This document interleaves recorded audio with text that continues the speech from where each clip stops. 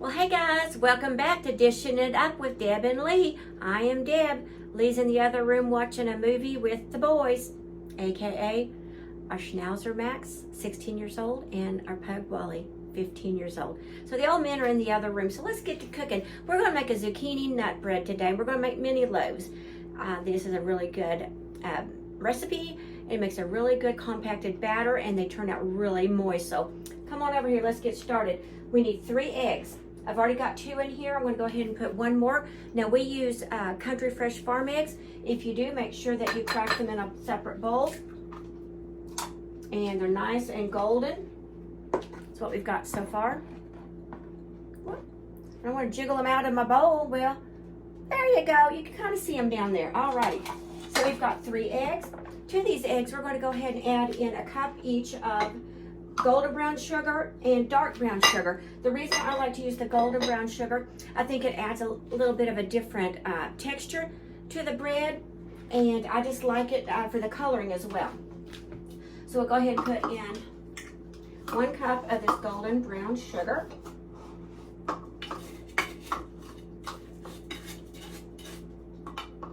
we go. Okay. Alrighty, we've got that in there. Whoops, clankety clank. Clankety clank. What you doing? Who likes zucchini nut bread? Have you ever tried it? Have you ever made it? To me, it tastes much same as like a spice spread,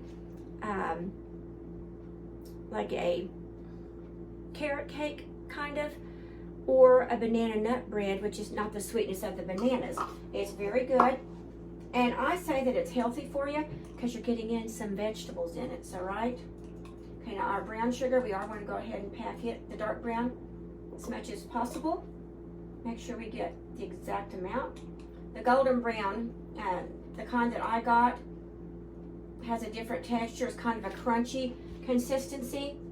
It's really, really good, guys, but it does not pack. Okay, so we've got our sugars and our eggs. So to this mixture, we're going to add in 1 cup of oil. I just use regular old vegetable oil. You can use whatever kind you want. Tablespoon of vanilla. And we'll go ahead and give that a mix.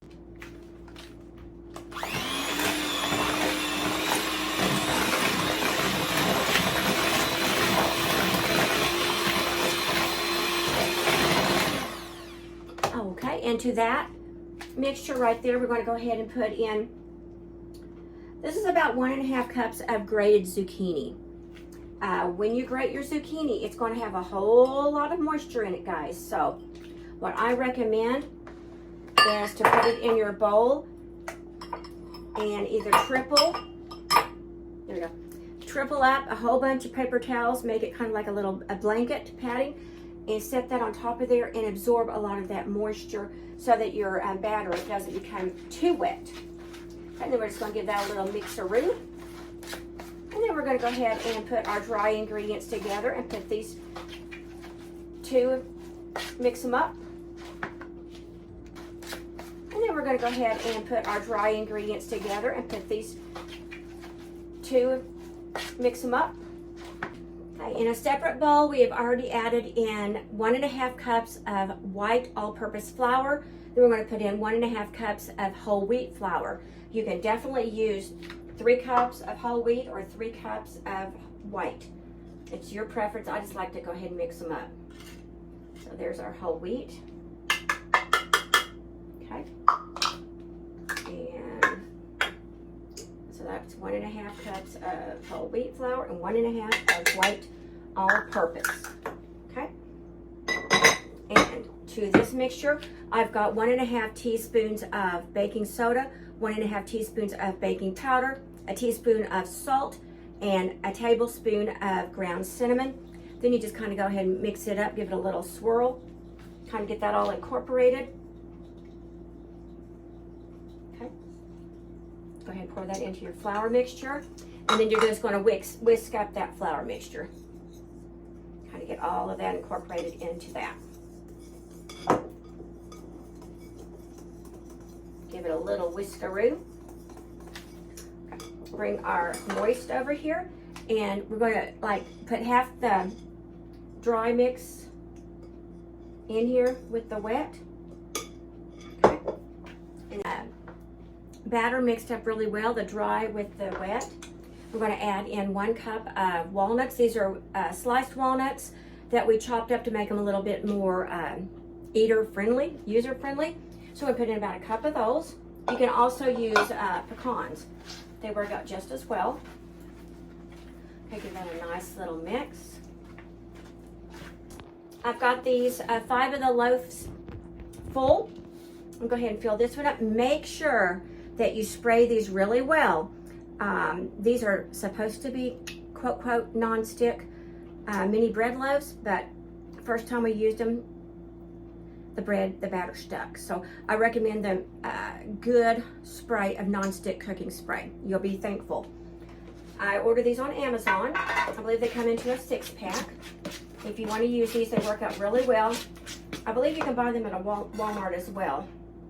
Okay, so I do about 3 scoops of this big, like a soup spoon, like 3 big scoops of that, and get these filled up. Okay, because you want it about 2/3 of the way full. Okay, and then what I do is each one of them, I put probably about 1/4 of the, maybe 1/3 of this spoon on the top of it just to kind of fill it up. Okay, so that's what it looks like. That's about how full you want it. So we're gonna go ahead and get this put in the oven. They will bake for about 28 to 30 minutes on 350. I'll see you back in a little bit. Alrighty guys, they're out of the oven. They've cooled out. I've taken them out of their tins. They turned out beautifully.